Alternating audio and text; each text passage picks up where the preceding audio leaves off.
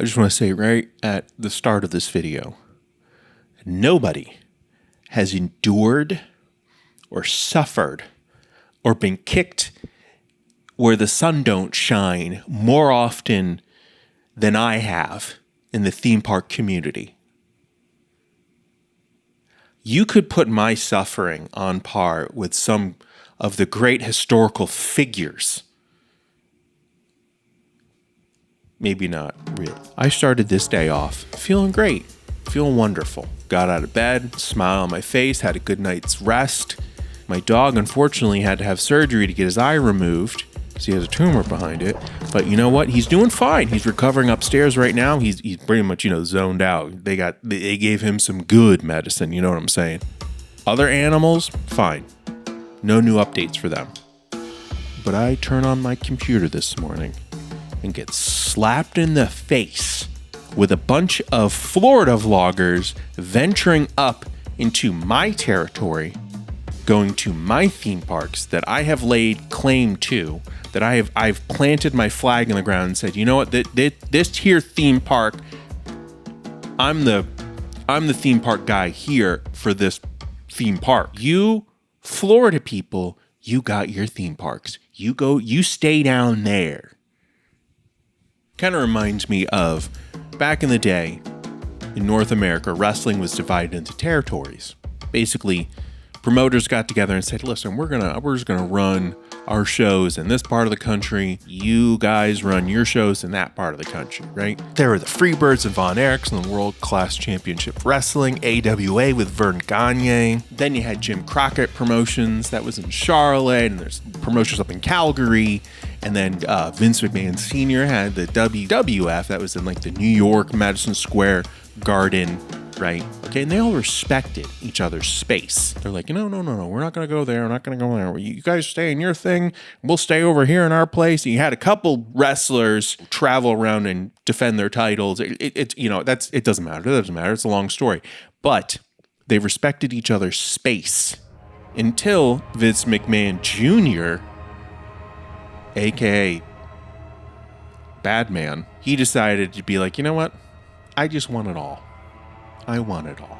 I want it all. Some people say it saved wrestling. Others said it ruined wrestling. But here's the thing. You don't see me going down to Florida and venturing into Disney and Universal. I do that a few times. And you know what? I'm not the problem here. Don't worry about me. We're talking about other people now. So while I would say that Hersheypark's entrance looks really nice, like all of the brick buildings, it's all like very well decorated and well groomed. Once you get past the entrance into the park, it starts to look like a pretty low to mid-tier Six Flags park. I will say that the rest of the park doesn't look super nice. How come I see this one video by Andrew Platt titled, I went to 7 different theme parks in a week. It was a mistake. A lot of theme parks that are mine, he decided to go to. And a couple of theme parks that I haven't been to yet that were going to be mine as well. I left a comment on his video saying, stay out of my parks. He responded with a little bit of a low blow here. He said, everyone stayed out of your park, which is why it closed down.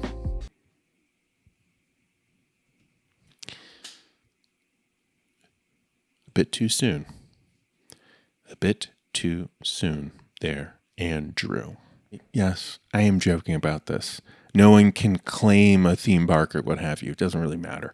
I actually think it's kind of great and amazing that, the Florida theme park vloggers are venturing out of their state and checking out other places. Would it be inappropriate for me to be like, they have me to thank for that, right? Because I'm going to these places and suffering at these various theme parks, but having a great time too. Maybe they watch some of my videos and be like, hey, that looks like fun. We'll just say it is. I will pat myself on the back and be like, you did this. You created this. Good job. Okay. Can I have this? Can I just have this little victory? I don't get much in life. I got a one-eyed dog upstairs in a closed theme park in my state. Can I just have this?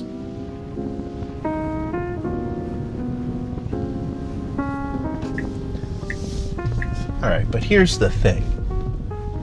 I have a feeling that a lot of these Orlando content creators, especially the Disney vloggers, are being forced to go to these new theme parks. Not because they necessarily want to, it's because they have to. They have to find new theme parks, or else their vlogs and channels could be in big trouble. And being a Disney vlogger, it definitely means you're a Disney adult, right? And being a Disney adult is kind of a bad thing right now. There's a lot of negative stigma attached to being a Disney adult. When Disney adults become the punching bag online, you're in trouble. You are in trouble and you need to find something new. I've been hearing that from a lot of content creators in Orlando. They're worried. The views are going down. They don't know what to do. They're like, we got to find something new. And I'm like, well, you guys have made a lot of videos on, the handful of parks that are down there. Holding for wind? Holding for wind? We're outside now. Holding for wind. Ooh! As we all know, I've talked about the internet's disdain for Disney adults in the past. There's countless videos and posts and articles about it online. Here's a Rolling Stone article about it from 2022. I love the header here so much. Quote, "People were saying Disney fans are a plague upon society," says one expert. One expert. Who's the expert? Who is this? That they will be the end of Western civilization. A bit overly dramatic. I can probably think of about 10 other things that are actively ruining Western civilization, more so than Disney adults, but we're here now. The writer's really just cashing in on the online hate for Disney adults. I mean, I get it. I'm doing that right now. Quote, "On the internet, however, being a Disney adult is nothing short of an embarrassment." Also, I printed this part of the article off really big, really big old man font, which is kind of embarrassing. A Disney adult is someone who lives and breathes the brand, buying limited edition mouse ears and popcorn buckets and branded fitness trackers the moment they drop, constantly posting free advertisement for the park in the form of Cinderella's castle and purple wall selfies, whilst wearing rose-colored mouse ears.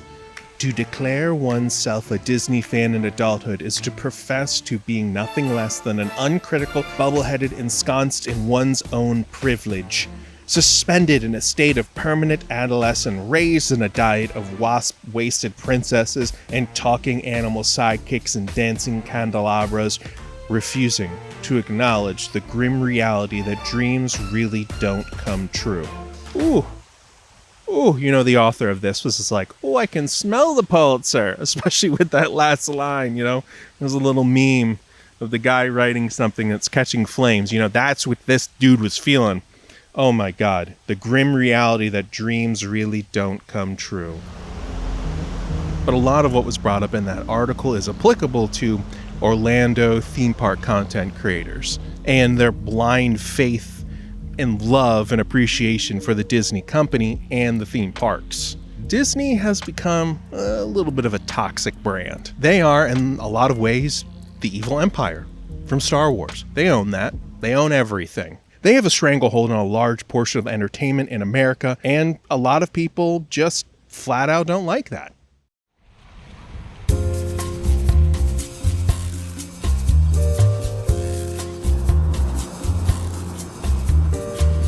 I'm in a parking garage now. I'm going to bust this thing wide open, just like Deep Throat, It doesn't matter. So it goes without saying that audiences just aren't digging Disney right now. And you can see the lack of interest in views for most content creators. Going to the parks every day or multiple times out of the week is just not cutting it anymore. People just maybe aren't that interested in seeing the same theme parks over and over again. And sure, there are new snacks, rides, and events that happen, but I think the general interest is starting to wane significantly for the Orlando theme park content community. Add on the fact that it is extremely expensive to go to Disney World right now. Some passes are exceeding $200 a day. Prices are out of control, even when adjusted for inflation. This Mickey ice cream bar would have cost $2.75 at Disney World in 2009. With inflation, that bar would cost $4.22 today, but the price has more than doubled to $6.50. And it's not just the price of ice cream. Basic Mickey ears are up 67%, and the Mickey pretzel is up 118%. It's also gotten more expensive to get inside the parks. From 2015 to 2025, Disney World's top-tier annual pass nearly doubled from $829 to $1,629. That's a 44% increase after inflation. Demand to go to the parks exploded post-COVID. I guess it was just, the fear of missing out, or people just missed going to the parks, or maybe just finding a way to reconnect with their inner child in some way. But it was a lot of things. Disney saw that and they're like, you know what? Let's just keep raising the prices. That's what every business does. Supply and demand, right? And just like that, audiences had enough. They were tired of the price gouging at the theme parks. They were tired of the slop content Disney was producing. And most importantly, they were tired of the slop content Disney theme park content creators were churning out. So, what is an Orlando vlogger to do? Well, you have to go to some new parks. Universal's always an option. Sure, and they just opened Epic Universal, Universal's Epic Universe. Epic Universal. Way better, way cleaner. Anywho, there's already like 500,000 videos on that theme park. They've all mined the content there. Nobody cares about that place anymore. Like, yeah, we've seen it all already. It's only been open for a year. Content creators are now starting to think a little bit outside the box. Maybe look into some history of old rides and parks and stuff. But again, how many videos about the history of Pleasure Island or the abandoned NBA experiences do we really need? All that's been covered to death, and honestly, you're not that original if you're making another video about one of those places again.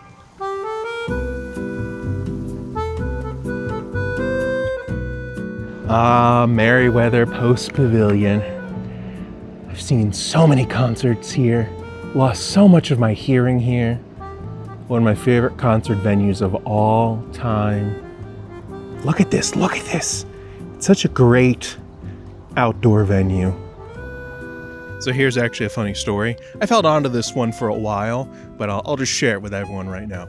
So a Florida content creator reached out to me. I think they emailed me, and they were complaining about how my videos are having a negative impact on their videos somehow. Now, granted, I never really talked to this person. I don't really even know them. And for some reason, my stuff was affecting them, and their quote unquote work is going to theme parks and making videos about theme parks. But now, correct me if I'm wrong, isn't there something in Disney's policy where you can't have any video recording for commercial use? I'll monetize videos on YouTube. That is technically commercialized work. I guess it's kind of a gray area. Disney kind of turns a blind eye to this. We've talked about this before. Vloggers and content creators, it's free advertisement for Disney. So I guess they're not too opposed to it. I get it. It is hard work making these videos, but it's not really technically work that you should be doing in a way. I don't know. And my videos barely get any views in comparison to theirs. And I've never even put any of their videos in my videos. So again, I was just very confused by this interaction, how I somehow am indirectly affecting this person's work and career and all these things. Those are things mentioned in the email. So I don't know. I don't get it. I really don't get it sometimes. And I guess, I'm the mean guy on YouTube making fun of the fragile ecosystem that is Disney vloggers. I swear, it's just like high school all over again. All right, circling back to Vince McMahon. Unfortunately, that ghoul of a man, he didn't actually like professional wrestling, or wrestling as he called it. He kind of looked down on it. He really wanted to make movies and entertainment. We'll make movies.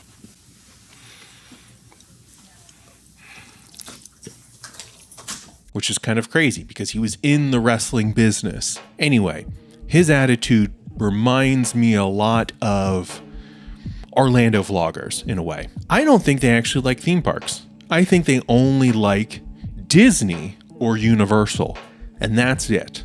Yet they claim to be theme park enthusiasts in a way. And it's hard to say that you're a theme park enthusiast when you only like the best of the best. There's two kinds of videos right now.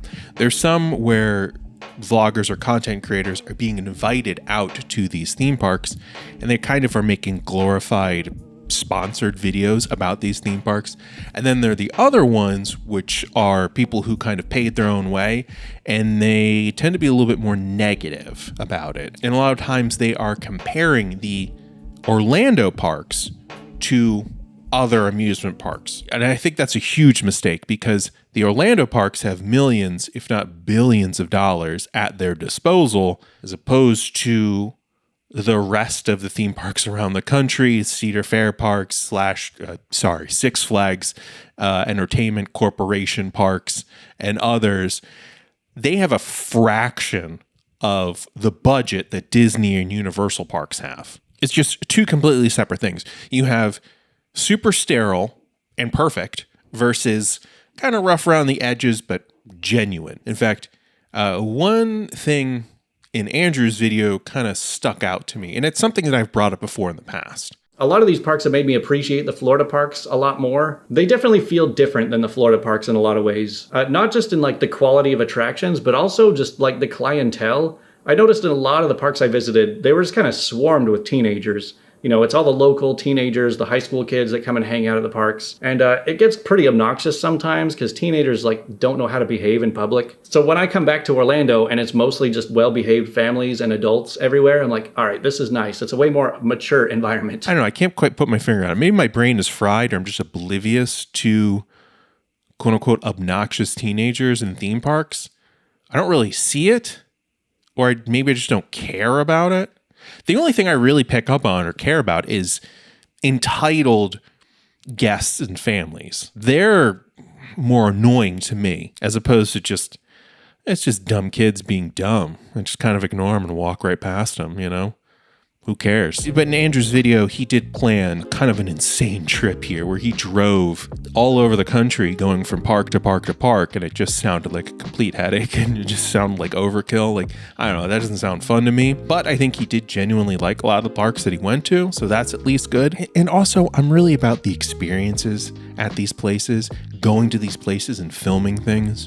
Maybe it's just the weird Baltimore boy in me that likes to venture into the questionable underbellies of society, and I kind of enjoy being, down there exploring these things and watching the downfall of humanity or the fall of Western civilization. And to be honest, I wasn't initially the biggest theme park fan. I only went to Disney occasionally with my wife. We would go every year, and just that was our thing that we would do.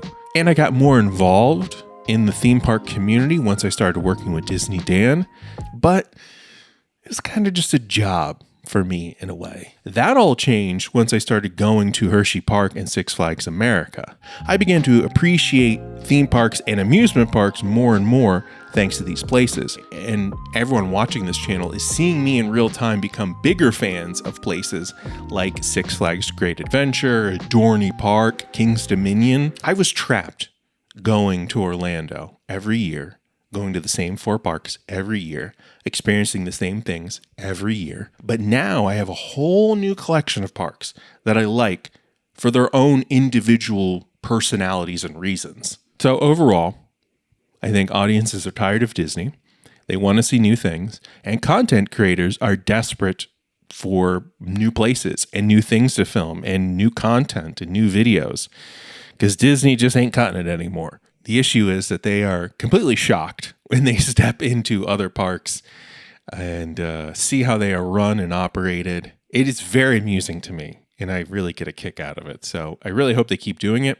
I will be watching for all the wrong reasons. Also, Jacob the Carpetbagger made an hour-long video going to King's Dominion, an hour-long video going to Canada's Wonderland, hour-long video going to Universal Parts exhibition at the Franklin Institute in Philly, hour-long video of Kennywood, an hour-long video of Knowables, hour-long video of Phantom Theater in Kings Island, an hour-long video at Cedar Point. That's that is a lot, especially if you're putting out a video a day. That's a lot, Jacob. You gotta trim some of that down. Okay. Yikes.